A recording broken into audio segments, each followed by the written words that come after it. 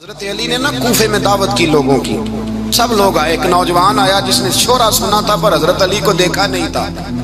और हुजूर ने फरमाया ना, मेरे अली का चेहरा देखना भी इबादत है। तो एक सहाबी ने कहा हुजूर जो ना देख सके, फरमाया जिनके लिए अली का जिक्र करना इबादत है।